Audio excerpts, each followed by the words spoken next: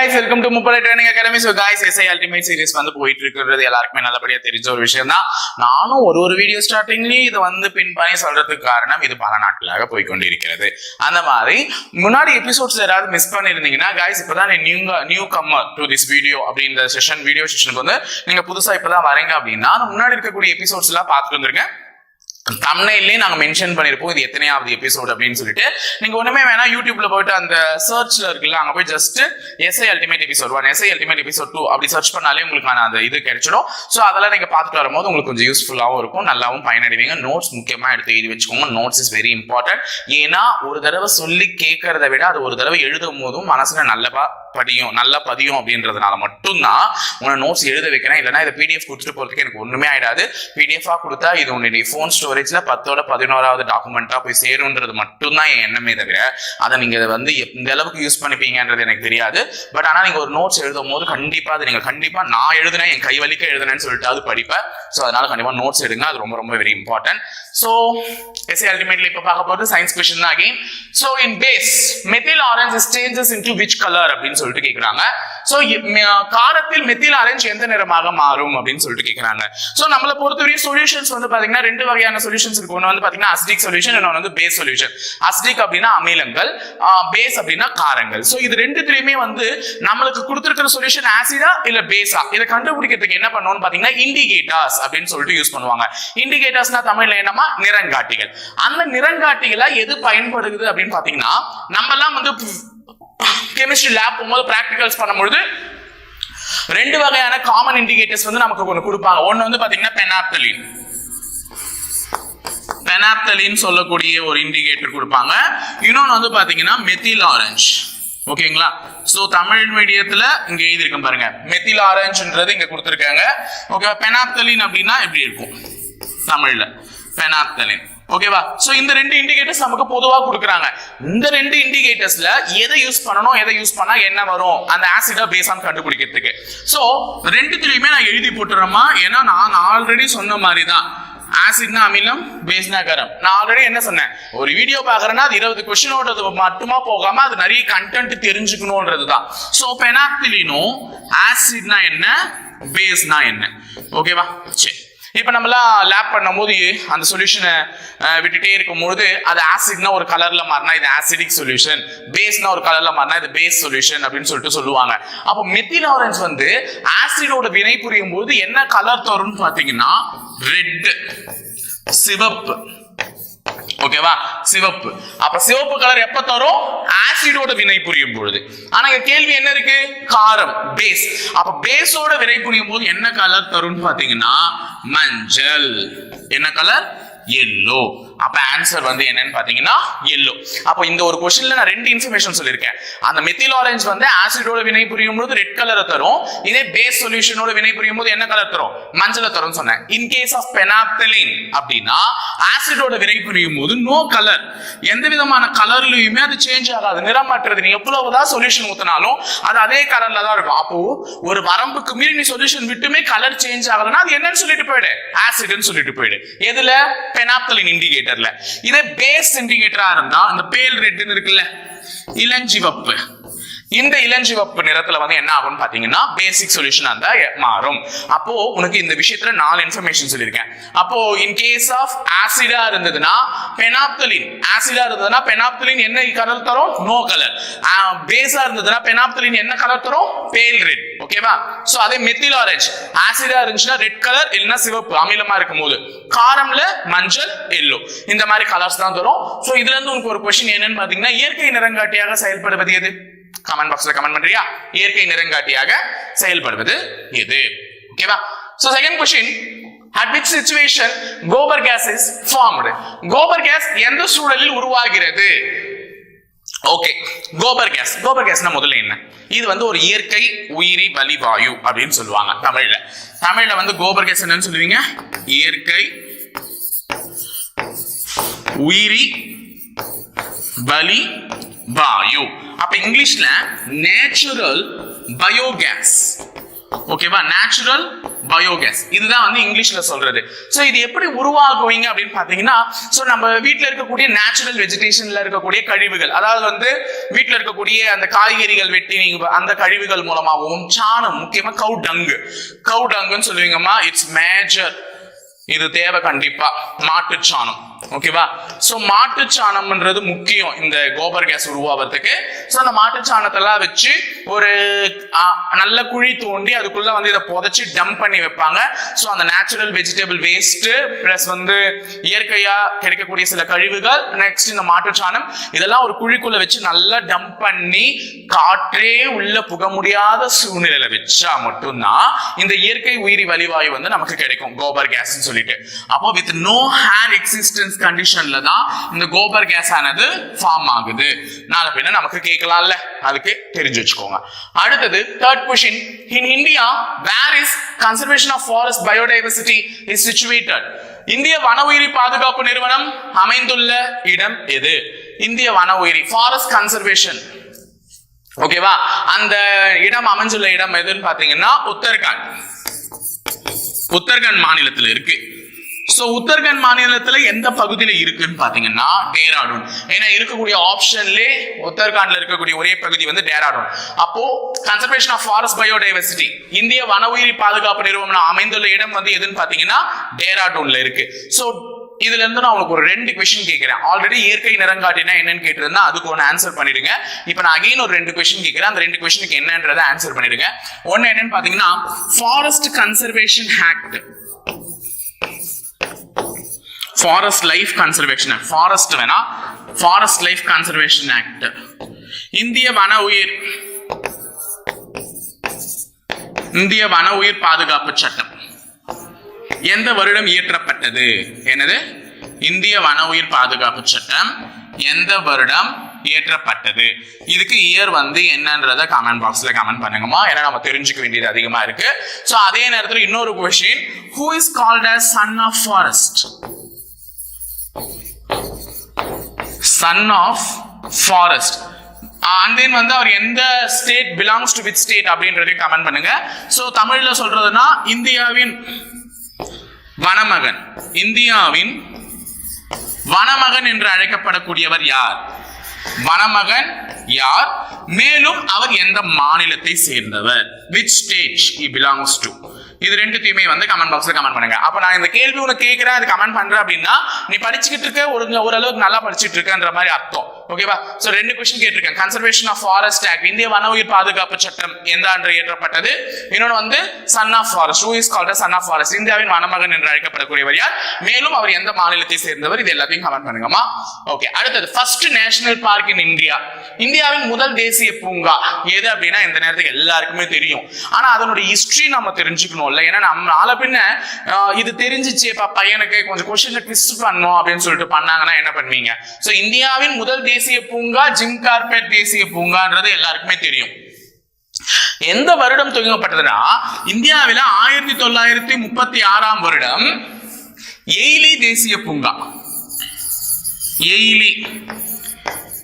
எய்லி தேசிய பூங்கா national park, இதுதான் ஃபர்ஸ்ட் ஆரம்பிச்சாங்க. ஓகேவா? கிட்டத்தட்ட 921 ஸ்கொயர் மீட்டர்ஸ், சதுர அடி, 921 சதுர அடியில் ஆரம்பிக்கப்பட்ட எய்லி தேசிய பூங்கா தான் இந்தியாவின் முதல் தேசிய பூங்கா. ஆனா ஏன் சார் ஜிம் கார்பெட் அப்படின்னு சொல்றீங்க அப்படின்னு பாத்தீங்கன்னா இந்த எய்லி தேசிய பூங்கா தான் பிற்காலத்துல நாளடைவில் என்ன ஆச்சுன்னு பாத்தீங்கன்னா ஜிம் கார்பெட் அப்படின்ற ஒரு வேட்டைக்காரர், அவர் வந்து ஒரு புகழ்பெற்ற ஆங்கில வேட்டைக்காரர், அந்த பிரிட்டிஷ் அரசாங்கம் ஆட்சி பண்ண காலத்துல. சோ அவருடைய நினைவாக அந்த பெயரை வந்து அந்த பூங்காவுக்கு பேர் வச்சுட்டாங்க. சோ அவர் ஒரு மிக புகழ்பெற்ற ஒரு வேட்டைக்காரர். சோ அவரோட பேர் தான் ஜிம் கார்பெட். அது வந்து பிற்காலத்தில் வைக்கப்பட்டது. அப்ப அதுக்கு முதல்ல இருந்த பேர் என்ன?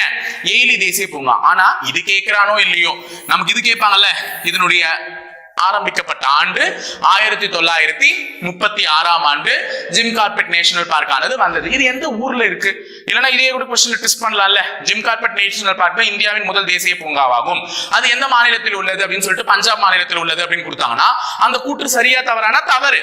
அப்ப ஜிம் கார்பெட் நேஷனல் பார்க் வந்து எந்த மாநிலத்துல இருக்குன்னு பாத்தீங்கன்னா உத்தரகாண்ட். ஓகேவா, உத்தரகாண்ட்ல தான் இருக்கு. சோ அகைன் இப்போ இதுக்கு தவறானதெல்லாம் தெரிஞ்சுக்கணும். நாளை பின்ன மேட்ச் த ஃபாலோயிங்ல கூட நமக்கு வைக்கிறதுக்கு வாய்ப்பு இருக்கு. கன்னா நேஷனல் பார்க் மத்திய பிரதேஷ். ஓகேவா, மத்திய பிரதேசம் எழுதி வச்சுக்கோங்க தமிழ்ல. மத்திய பிரதேசம் கன்ஹா தேசிய பூங்கா. பந்திப்பூர் பந்திப்பூர் பந்திப்பூர் கர்நாடகம் கர்நாடகா. ஓகேவா, பந்திப்பூர். கிர் கீர் வந்து குஜராத். கீர் வந்து என்னது, குஜராத். ஏன்னா கூஜால தான் கீர் ஊத்தி குடிப்பாங்கன்ற மாதிரி நான் ஞாபகம் வச்சுக்கிட்டேன். அப்ப கூஜால கீர் ஊத்தி குடிக்கிறாங்க, கிர் நேஷனல் பார்க். பந்திப்பூர்னா நம்ம பங்காளிங்க பக்கத்திலே பந்தி போட்டு சாப்பிடுற இங்க தமிழ்நாட்டுக்கு பங்காளிங்க வந்து கர்நாடகா. சோ பந்திப்பூர் வந்து கர்நாடகா அப்படின்ற மாதிரி ஞாபகம் வச்சுக்கிட்டேன். நீங்களும் ஞாபகம் வச்சுக்கோங்க. 5வது கேள்வி, in which year Chipko movement is started? Chipko இயக்கம் எப்பொழுது தொடங்கப்பட்டது அப்படின்னு சொல்லிட்டு ஒரு கேள்வி கேட்டிருக்காங்க. சிப்கோ, ரெப்கோன்றது பேங்க், சிப்கோனா இதுக்கு ஆக்சுவலா ஃபர்ஸ்ட் பேரே வந்து சிப்கோ கிடையாது, சிப்கோ அந்தோலன். இந்த இயக்கத்தினுடைய பெயரே வந்து சிப்கோ அந்தோலன். சோ அப்படின்னா என்ன சார் சிப்கோ அந்தோலன்னா அப்படின்னு கேட்டீங்க அப்படின்னா, கட்டி தழுவுதல். சிப்கோ அப்படின்னா அதோட மீனிங் என்னன்னு பாத்தீங்கன்னா கட்டி தழுவுதல். அப்படின்னு யாரை கட்டி தழுவுறாங்க அப்படின்னா, இவர்கள் வந்து அந்த இதுவும் உத்தரகாண்ட்ல நடந்த ஒரு சம்பவம் தான். 1973ஆம் ஆண்டு. சோ நான் தொடங்கப்பட்டது எழுதிட்டேன். 73ஆம் ஆண்டு சுந்தர்லால் பகுகுணா அவர்களால், எழுதி வச்சுக்கோங்க, சுந்தர்லால் பகுகுணா அவர்களால் துவங்கப்பட்ட இயக்கம் தான் இந்த சிப்கோ இயக்கம். என்ன காரணம்? கட்டி தழுவுறாங்கன்னு சொல்றாங்களே, யாரை கட்டி தழுவுனாங்க அப்படின்னா, இவர்கள் அனைவருமே மரத்தை கட்டி தழுவுனாங்க. எதுக்கு சார் மரத்தை கட்டி தழுவுனாங்க அப்படின்னு பாத்தீங்கன்னா, மனிதர்களே வெட்டி கொள்ளக்கூடிய இந்த காலகட்டத்துல நம்ம இருந்துட்டு இருக்கோம். ஆனா அந்த காலத்துல மரங்களை வெட்டக்கூடாது, மரங்கள் நமக்கு வாழ்வளிக்கக்கூடியது அப்படின்னு சொல்லிட்டு போராடினாங்க அந்த இன மக்கள், அந்த ஊர் மக்கள். அந்த மரங்கள் முன்னாடி போயிட்டு அந்த மரங்களை கட்டி தழுவி நின்னுக்கிட்டாங்க. வெட்டுறதா இருந்தா என்னோட சேர்த்து மரத்தையும் வெட்டி எடுத்துக்கோ. நான் உயிர் நினைக்கிறீங்கன்னா அதுவும் ஒரு உயிர் தானே. நான் 6 அறிவு உள்ள ஒரு உயிர், மரத்திற்கு ஓரறிவாது இருக்குதுல்ல, அதுவும் ஒரு உயிர் தானே அப்படின்னு சொல்லிட்டு மரங்களை பேணி காத்தார்கள் அந்த மக்கள். அதுக்காக தொடங்கப்பட்டதுதான் இந்த சிப்கோ இயக்கம். தொடங்கப்பட்ட ஆண்டு 1973. தொடங்கப்பட்டவர் யாருன்னு பாத்தீங்கன்னா சுந்தர்லால் பகுகுணா அவர்களால். சோ அது இயக்கத்தினுடைய பேர் சிப்கோ அந்தலோன். ஓகேவா. சோ இவ்வளவு இன்ஃபர்மேஷன் சொல்லிட்டேன். சோ இதுக்கு வந்து 1987ஆம் ஆண்டு ஒரு மிகப்பெரிய போராட்டத்திற்கான விருதுலாம் கூட கிடைச்சிச்சு இந்த இயக்கத்துக்கு. ஓகேவா. சோ அடுத்தது 6. பை விச் டெஸ்ட், 2 கொஸ்டின் பேப்பர்ல USRB SIPC கொஸ்டின் பேப்பர்ஸ்லயே கேட்ட கொஸ்டின்ஸ்லாம் இருக்கு. By which test HIV virus is confirmed? HIV virus எதன் மூலம் உறுதிப்படுத்தப்படுகிறதுன்னு கேக்குறாங்க. ELISA, Western blot, isolation A and B. அதாவது வந்து எலைசா டெஸ்டா வெஸ்டர்ன் பிளாட்டா தனிமைப்படுத்துதல் மூலமா அல்லது A மற்றும் B. சோ தனிமைப்படுத்துதல் அப்படின்றது நமக்கு அந்த வார்த்தையே இந்த கொரோனா வந்ததுல இருந்து தான் தெரிய ஆரம்பிச்சிச்சு. சோ கொரோனா காலகட்டம் எல்லாருக்குமே இந்த தனிமைப்படுத்துதலை பத்தி சொல்லிச்சு. ஆனா HIVக்கு வந்து தனிமைப்படுத்துதல் வேணுமானா கண்டிப்பா வேண்டாம். தனிமைப்படுத்துதல் வந்து யாருமே பண்ணக்கூடாது. ஏன்னா HIV நோயாளியோ நம்மளை போல ஒரு மனிதர்கள் தான். உண்மையா அது ரத்தத்தின் மூலமா மட்டும்தான் அந்த நோயானது பரவுமே தவிர, இட்ஸ் கம்யூனிகபிள் டிசீசஸ். பட் ஆனா ரத்தத்தின் மூலமா தான் பரவுமே தவிர மற்றதின் மூலமாக பரவ போற வாய்ப்பு இல்லை. அவர்கள் சாப்பிட்ட தட்டிலே கூட நம்ம சாப்பிடலாம், தப்பு இல்லை. ஆனா அதெல்லாம் நான் சொல்ல விரும்பல, வேண்டாம். அது எங்களுக்கு வந்து அறிவியல் பூர்வமா சொன்னாங்க, அதான் அதெல்லாம் மனசுல எடுத்துக்காதீங்க. ஆனா தனிமைப்படுத்துதல் அது வந்து இதுக்கான வாய்ப்பு இல்லை. அப்ப எலைசா டெஸ்ட் ஒன்று இருக்கு, வெஸ்டர்ன் பிளாட் ஒன்று இருக்கு. இது ரெண்டுத்துல எது அப்படின்னு சொல்லிட்டு கேட்டீங்கன்னா, ரெண்டுமே வந்து HIV கன்ஃபார்ம் பண்ணக்கூடிய ஒரு டெஸ்ட் தான். எலைசா அப்படின்னா என்ன டெஸ்ட் அப்படின்னு பாத்தீங்கன்னா, HIV வந்தவனே முதல்ல நம்ம உடம்புல என்ன பண்ணணும்னு பாத்தீங்கன்னா, வந்தவனே எல்லாத்தையும் கழட்டி விட்டுட்டு சாவடிடா அவனை. ஏன்னா எய்ட்ஸ் வந்தோடனே சாவடிக்கிறது தானே வேலை, சாவச்சிடலாம் அப்படின்லாம் சாவச்சிடாது. எய்ட்ஸ் என்ன பண்ணணும்னு பாத்தீங்கன்னா, முதல்ல நம்ம உடம்புல இருக்கக்கூடிய ஆன்டிபாடிஸை வந்து என்ன பண்ணணும்னு பாத்தீங்கன்னா கொஞ்சம் கொஞ்சமா கொல்ல ஆரம்பிக்கும். ஆன்டிபாடிஸ்னா என்ன அப்படின்னு பாத்தீங்கன்னா, நம்ம நோய் எதிர்ப்பு சக்தி மண்டலத்தால உருவாக்கப்பட்ட ஒரு வகை இதுதான். இப்ப நம்ம கொரோனா கூட இன்ஜெக்ஷன் போடுறோம்னு வச்சுக்கோங்க, ஆன்டிபாடிஸ் அதாவது ஃபர்ஸ்ட் கிரியேட் பண்ணோம். அப்போ கொரோனாவை எதிர்த்து போராடுற அளவுக்கு ஆன்டிபாடிஸை கிரியேட் பண்ணி விட்டா மட்டும்தான் கொரோனால இருந்து நம்ம மீண்டும் வெளியே வர முடியும். அதே போலதான் நம்ம உடம்புல வந்து எந்த விதமான நோயும் வரக்கூடாது, காய்ச்சல் வரக்கூடாது, எதுவுமே வரக்கூடாது சொல்லிட்டு ஆன்டிபாடிஸ் நம்ம உடம்புல இருக்கும். அதெல்லாம் வந்து ஃபர்ஸ்ட் அழிக்கிறது தான் HIV கிருமியினுடைய வேலையே. அப்படி HIV கிருமி அழிக்கிறதுனால ஆன்டிபாடிஸோட கவுண்ட் வந்து கம்மியாகும். அந்த ஆன்டிபாடிஸ் உருவாவதுல உடம்புல அது கம்மியாகும். அதை மட்டும் தான் என்ன பண்ணுவாங்கன்னு பாத்தீங்கன்னா டெஸ்ட் பண்ணுவாங்க. ஆன்டிபாடிஸ் எவ்வளவு இருக்கு, அதாவது இவங்க உடம்புல நோய் எதிர்ப்பு சக்தி எவ்வளவு இருக்குன்றத செக் பண்ணுவாங்க. சோ அது HIV கிருமினால மட்டும்தான் வரணும்னு இல்லை, வேற சில காரணங்களாலையும் ஆன்டிபாடிஸ் கவுண்ட் கம்மியாகலாம். ஆனா இது வந்து ஒரு சாதாரண டெஸ்ட், HIV இருக்கலாம்ப்பா அப்படின்னு சொல்லுவாங்க, கன்ஃபர்மேஷன் கொடுக்க முடியாது, ஆனா சொல்லுவாங்க. வெஸ்டர்ன் பிளாட்ல 99.9% கன்ஃபார்மே பண்ணிடுவாங்க, இது ஈஸியா கன்ஃபார்ம் பண்ணிடும். ஓகேவா, ரெண்டு டெஸ்ட்டுமே எய்ட்ஸ்க்கான டெஸ்ட் தான். இதுல வந்து எய்ட்ஸ் இருக்கிறதுக்கான அறிகுறிகளை வச்சு சொல்லுவாங்க இருக்கிற வாய்ப்பு இருக்குன்னு, ஆனா கன்ஃபார்ம் பண்ணிடுறது இந்த வெஸ்டர்ன் பிளாட் டெஸ்ட் கண்டிப்பா கன்ஃபார்ம் பண்ணிடும் 99.9%. இதுல என்ன பண்ணுவாங்கன்னா ரத்தத்துல இருக்கக்கூடிய புரதம், பிளட்ல இருக்கக்கூடிய புரோட்டீன்ஸை வெளியெடுத்துருவாங்க. அந்த புரோட்டீன்ஸை வந்து பிரிச்சு மேய்ஞ்சு அவனுக்கு என்ன இருக்கு, HIV எப்படி இருக்கு எல்லாத்தையுமே சொல்றதுக்கு பேர் தான் western plot test. So A மற்றும் B ரெண்டு டெஸ்ட்டுமே HIVக்கான கன்ஃபர்மேஷன் டெஸ்ட் தான். இந்த இதை பத்தி பார்க்கும்போது எனக்கு இன்னொரு விஷயம் தோணுது. எய்ட்ஸ் பத்தி பார்க்கும்பொழுது எய்ட்ஸ் உலக எய்ட்ஸ் தினம் என்னைக்குமா? டிசம்பர் மந்த் 1ஆம் தேதி. ஆல்ரெடி நான் ஒரு வீடியோல கூட சொல்லியிருக்கேன், எழுதி வச்சுக்கோங்க அதையும். டிசம்பர் 1. இது சொல்லுங்க. In India first AIDS patient belongs to which city? இந்தியாவில் முதல் எய்ட்ஸ் நோயாளி எந்த பகுதியை சேர்ந்தவர்? நம்பலனாலும் இது உண்மை. இந்தியாவில் கண்டிப்பாக எய்ட்ஸ் கண்டுபிடிக்கப்பட்ட போது முதல் நோயாளி வந்து சென்னையை சேர்ந்தவராகத்தான் இருந்தார். 1985ஆம் ஆண்டு எய்ட்ஸ் என்ற ஒரு கிருமி, நுண்கிருமி இருப்பதாக கண்டுபிடித்து விட்டார்கள். அந்த நுண்கிருமியினால் பாதிக்கப்பட்ட ஒருவர் எங்க இருந்தார் என்று பார்த்தால் சென்னையை சேர்ந்தவராகத்தான் இருந்தார். ஓகேவா? சோ இது ஒரு கொஸ்டின். ஓகே, அடுத்து 8th question. World cancer day. இப்பதான் நான் வந்து வேர்ல்டு எய்ட்ஸ் டே சொல்லிட்டேன். இன்னைக்கு டிசம்பர் 1. அப்ப வேர்ல்டு கேன்சர் டே என்னைக்குன்னு பாத்தீங்கன்னா எல்லாமே 4 தான் இருக்கு. அப்ப 4ஆம் தேதி தான். ஆனா இது எந்த மாசம்? ஜனவரியா, பிப்ரவரியா, மார்ச்சா, ஏப்ரலான்னு பாத்தீங்கன்னா இப்பொழுது முடிஞ்ச இந்த பிப்ரவரி தான்.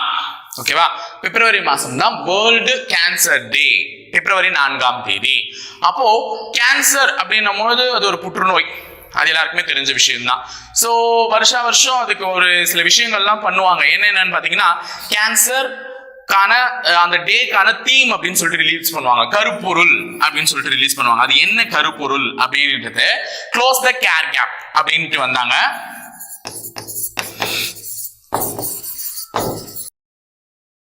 க்ளோஸ் த கேர் கேப் இதையும் படிச்சு வச்சுக்கோங்க. ஏன்னா எக்ஸாம் டைம்ல நம்ம அதை தீம், அது இது இங்கிலீஷ்லயும் இதுதான்மா, தமிழ்லயும் இதுதான், தமிழ்ல வேற மாதிரி அவங்க டிரான்ஸ்லேட் பண்ணி கொடுத்தாதான் உண்டு.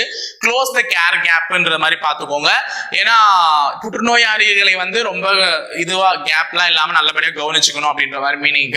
க்ளோஸ் த கேர் கேப் 2022 இருந்து 2024 வரை இதுதான் கருப்பொருளா உலக புற்றுநோய் தினத்துக்காக சொல்லியிருக்காங்க. சோ இது உலக புற்றுநோய் தினம் தெரிஞ்சிருச்சு. இதே நேஷனல் கேன்சர் அவேர்னஸ் டே அப்படின்னு ஒரு டே இருக்கு. அது என்ன தமிழ்ல பாத்தீங்கன்னா தேசிய புற்றுநோய் விழிப்புணர்வு தினம். தேசிய புற்றுநோய் விழிப்புணர்வு தினம். இது வந்து உலக புற்றுநோய் மேல எழுதி போட்டிருக்கிறது. இது வந்து தேசியம், இந்திய அளவில் கொண்டாடக்கூடிய ஒரு தினம். ஓகேவா, புற்றுநோய்க்கான விழிப்புணர்வுகளை ஏற்படுத்தக்கூடிய ஒரு வகையான தினம். இது என்று அப்படின்னு பாத்தீங்கன்னா நவம்பர் மாதம் 7ஆம் தேதி. ஓகேவா, நவம்பர் மாதம் 7ஆம் தேதி இதுக்கான தினம் கொண்டாடுறோம். பிப்ரவரி மாதம் 4ஆம் தேதி உலக புற்றுநோய் தினத்தை கொண்டாடுறோம். ஓகேவா, சோ இதுல வேற எதனா தெரிஞ்சுக்க வேண்டியது இருக்கானா? இப்போதைக்கு எதுவும் இல்லை. ஓகே, அடுத்த question. Which virus is the cause for cancer?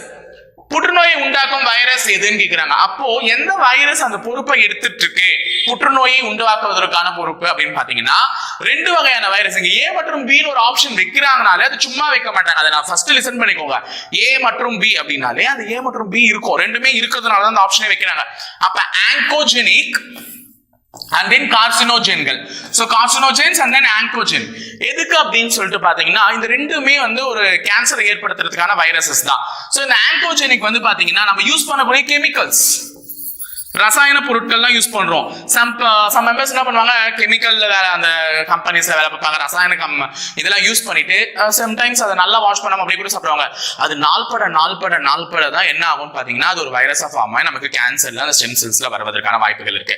So chemical மூலமா வரும் இந்த வைரஸ் ஆங்கோஜெனிக்ன்றது. ஆனா கிட்டத்தட்ட 85% புற்றுநோய்கள், நம்ம வாயில ஏற்படக்கூடிய புற்றுநோய், மார்பக புற்றுநோய், பெண்களுக்கு ஏற்படக்கூடிய மார்பக புற்றுநோய் எல்லாத்துக்குமே காரணமா இருக்கிறது எதுன்னு பாத்தீங்கன்னா இந்த கார்சினோஜென்கள் தான். So carcinogens is one of the major factor to cause cancer. ஓகேவா, சோ அப்ப 85% புற்றுநோய் கார்சினோஜென்களாலையும் ஆங்கோஜெனிக்னாலையுமே உருவாகுது. சோ ஆன்சர் அதனால என்னன்னு பாத்தீங்கன்னா A மற்றும் B.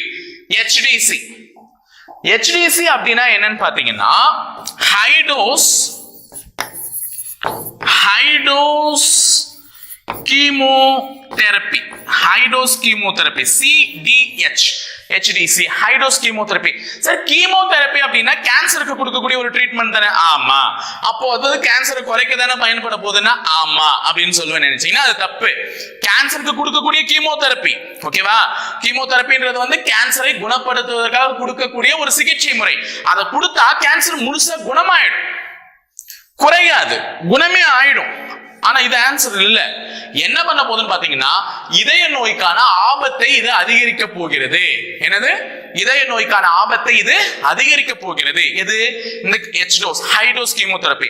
இதை கொடுக்கறது மூலமா கேன்சர் குணமாகும். ஆனா அதே நேரத்துல நம்ம இதயத்தை சுற்றி இருக்கக்கூடிய திசுக்கள், அந்த வால்வுகள் என்ன ஆகும்னு பாத்தீங்கன்னா அழற்சி அடைந்து விடுமா. அதாவது வந்து அது அதனுடைய செயல்பாட்டிலிருந்து இறங்கி அந்த இதயம் வந்து வலுவை இழக்க செய்கிறது.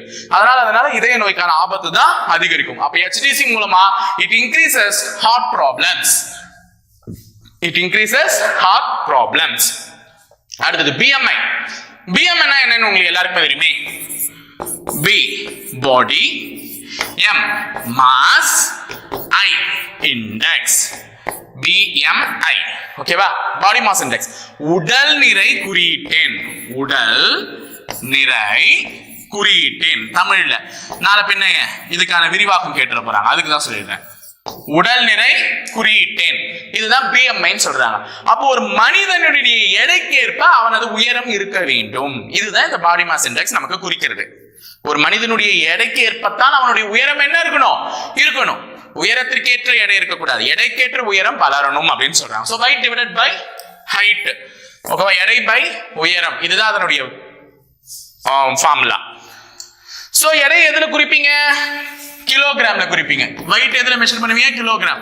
height வந்து மீட்டர், சோ மீட்டர் ஸ்கொயர். அப்ப BMI உடைய formula kilogram per metre square. இதுதான் kg by மீட்டர் ஸ்கொயர் தான் ஆன்சர். அதுக்கும் இப்படியும் கொடுக்கலாம். அப்ப நாளைக்கு weight by height னு கொடுக்காம kg by மீட்டர் ஸ்கொயர் னு கொடுத்தா அதுதான் ஆப்ஷன்ல எடுத்துக்கணும். ஓகேவா? சோ எல்லாமே சொல்லிட்டேன். அடுத்தது which is the main ore of iron? அயனுடைய இரும்பினுடைய முக்கிய தாது என்னன்னு கேக்குறாங்க. பாருங்களேன், இரும்பினுடைய முக்கிய தாது, அலுமினியத்தினுடைய முக்கிய தாது, காப்பரினுடைய முக்கிய தாது, இதெல்லாம் கேட்பாங்க. ஆனா நமக்கு அது பேர் அதான் தெரியும். இப்ப அலுமினியத்துடைய முக்கிய தாதுனா பாக்சைட் அப்படின்னு சொல்லிடுவீங்க. ஓர் ஆஃப் அலுமினியம் பாக்சைட். இரும்பு அயன் அப்படின்னு கேட்கும்போது மேக்னடைட், ஹேமடைட் எல்லாமே சொல்லுவீங்க. மேக்னடைட்,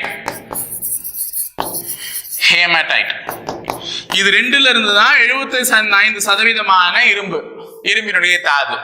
ஓகேவா? சோ இது கொடுத்துட்டாங்க. ஆனா இதனுடைய பேரை தெரிஞ்சு எனக்கு இதுல வந்து கொடுத்திருக்கக்கூடிய கெமிக்கல் வாய்ப்பாடு, கெமிக்கல் ஃபார்முலாவை கொடுத்திருக்காங்க, என்னன்னு தெரியாது அப்படின்னா அப்ப யோசிக்கணும். பேரு தெரியறதோட மட்டும் இல்லாம அதோட கெமிக்கல் ஃபார்முலாவும் தெரிஞ்சு வச்சுக்கணும். சோ ஹேமடைட் அப்படின்னா Fe2O3, மேக்னடைட்னா Fe3O4. இதை விட ஒன்னு கூடுதல், இதை விட ஒன்னு கூடுதல், அவ்வளவுதான். அப்ப Fe2O3னா ஹேமடைட், மேக்னடைட்னா Fe3O4. சோ ஆப்ஷன்ல இருக்கிறது Fe2O3 ஹேமடைட். ஓகேவா? ஹேமடைட் தான் ஆப்ஷன்ல இருக்கு. சோ அது அழகா என்ன பண்ணிடுவீங்க, எடுத்துப்பீங்க Fe2O3 அப்படின்னு சொல்லிட்டு.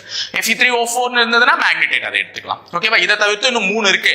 ஆனா நமக்கு கிட்டத்தட்ட அதிகமா கிடைக்கிறது இதுதான். சோ இப்ப அலுமினியத்தினுடைய ஓர் வந்து எதுல இருந்து வருதுன்னு சொன்ன பேக்சைட் அப்படின்னு சொல்லிட்டீங்க, ஈஸியா முடிஞ்சிச்சு. இப்ப நான் ஒரு क्वेश्चन கேட்டு போறேன், காப்பரோட ஓர், ஓகேவா? அது என்னன்றதை கமெண்ட் பாக்ஸ்ல கமெண்ட் பண்ணுங்க. அடுத்தது parts of aeroplane, pressure cooker are all made up of. விமானத்தின் பகுதி பொருட்கள் மற்றும் பிரஷர் குக்கர் எதனால் செய்யப்படுகிறது அப்படின்னா, பிரஷர் குக்கர் வந்து நீங்க பார்க்கும்போது பார்க்கிறதுக்கு அலுமினியம் பாத்திரம் மாதிரியே இருக்கும். ஆனா அலுமினியம் என்பது கொஞ்ச நேரத்துல வளையும். பிரஷர் குக்கர் அப்படி வளைய முடியுமா? அது கனமா இருக்கும். சோ அது வந்து நார்மலான அலுமினியத்துல எல்லாம் செய்யல. அலுமினியமும் இருக்கு, ஆனா அது நார்மலான அலுமினியம் இல்ல, அதெல்லாம் வந்து அலாய். ஓகேவா? அலாயில செய்யப்பட்டிருக்கு. அலாய் அப்படின்னா 2 அல்லது அதற்கு மேற்பட்ட பொருட்களால் உருவாக்கப்பட்டதுதான் அலாய்.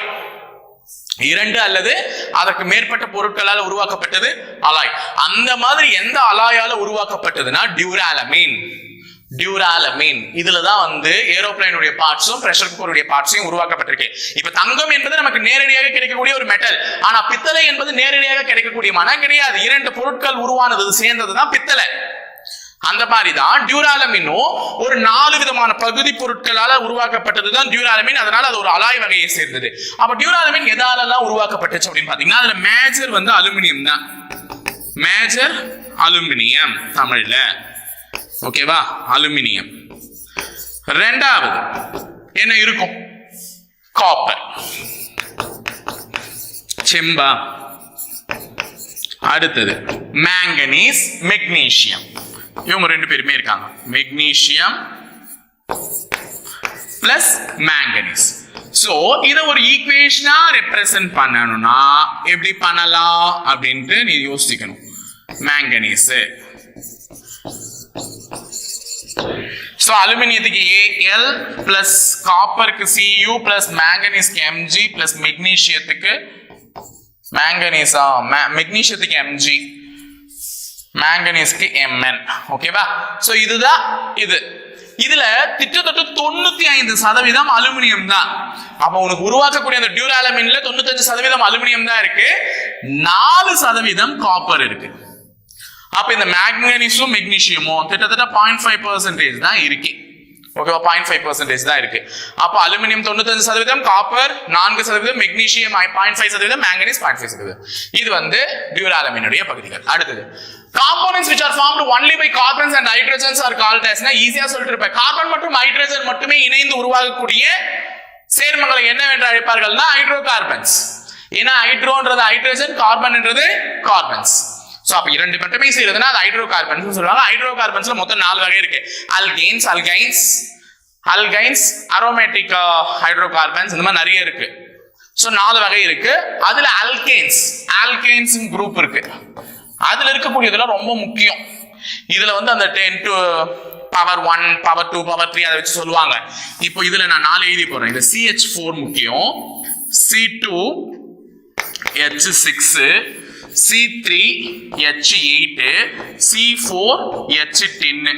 சரி, எப்படி சார் ஞாபகம் வைக்கிறீங்கன்னா இங்க பாரு 4 அப்படியே 6 ஆயிருக்கு, 6 8 ஆயிருக்கு, 8 10 ஆயிருக்கு, அப்படியே 2 2 கூடி இருக்கு. கரெக்டா? இங்க பாரு, இங்க எதுவுமே இல்லைன்னா இங்க 1. சோ 1 2 3 4 அப்படி லைனா இருக்கு. சோ அப்ப CH4 அப்படின்னா என்ன? மீத்தேன். அப்ப C2H6 னா என்ன? C3H8 னா என்ன? C4H10 னா என்ன? சோ இது 4க்கு இல்ல, நான் 3 சொல்றேன், நீங்க 2 சொல்ல 1 சொல்றீங்களா? சோ இதெல்லாம் நான் சொல்றேன், இது சொல்லிடுறேன். பியூட்டேன். இது 2த்துல இது சொல்றேன், ப்ரோபேன். சோ இப்போ நீ இது 1 உனக்காக விட்டுருக்கேன், சொல்லு பார்க்கலாம் அது என்னன்னு. கமெண்ட் பாக்ஸ்ல கமெண்ட் பண்ணுறேன். ரொம்ப நேரம் ஆயிடுச்சுல கேள்வி கேட்டு. இப்போ இயற்கை நிறங்காட்டி என்னன்னு கேட்டிருக்கேன், வன உயிர் பாதுகாப்பு சட்டம் எப்போ எடுத்துட்டு வந்தாங்கன்னு கேட்டேன், இந்தியாவின் வனமகன் யாருன்னு கேட்டிருக்கேன், நெக்ஸ்ட் இது கேட்டிருக்கேன். ஸோ இதுக்கு என்னன்றதை மறக்காம கமெண்ட் பாக்ஸ்ல கமெண்ட் பண்ணுவோம். அடுத்தது the process of converting of milk into curd is பால் தயிராக மாறுதல் என்ன வகையான மாற்றம் அப்படின்னு கேட்கிறாங்க. பிசிக்கல் சேஞ்சா, கெமிக்கல் சேஞ்சா, ஃபெர்மெண்டேஷனா, ஆல் ஆஃப் திஸ். சோ இந்த இடத்துல நிலை மாற்றம் கொடுத்திருக்காங்க, இது இல்ல வேதியியல் மாற்றம். ஓகேவா? வேதியியல் மாற்றம். ஓகே, நொதித்தல், இயற்பியல் மாற்றம், வேதியியல் மாற்றம் 3மான நொதித்தல். சோ காலையில பால்ல கொஞ்சோண்டு தயிரை ஊத்தி வச்சிருந்தீங்கன்னா மதிய வேலைக்கு அது தயிரா மாறிட்டு இருக்கும். ஏன் அப்படின்னு பாத்தீங்கன்னா அதுல இருக்கக்கூடிய லாக்டோஸ் அப்படின்ற ஒரு இது பாக்டீரியா வந்து என்ன ஆகும் பாத்தீங்கன்னா நொதிக்கிறது மூலமா தான் பால் தயிராக மாறுகிறது. சோ இதெல்லாம் முக்கிய காரணிகள் தெரிஞ்சுக்கோங்க. லாக்டோஸ். ஓகேவா? அது மட்டும் இல்லாம பால் இருக்கக்கூடிய அமிலம் பேர் என்ன? லாக்டிக் அமிலம். அதுன்றது போது சொல்லிடுவீங்களா ஈஸியா.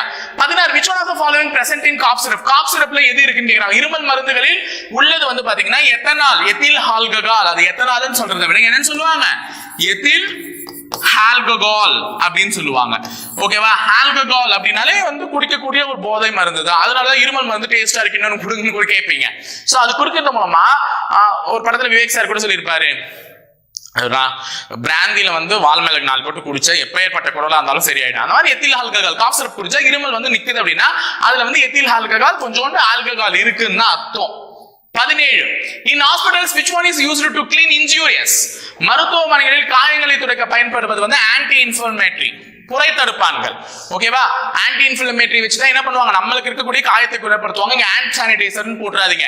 சானிடைசர்ஸ் டு அந்த இது பண்றது, கை கழுவி தொடச்சிக்கிறதுக்கு மட்டும்தான்.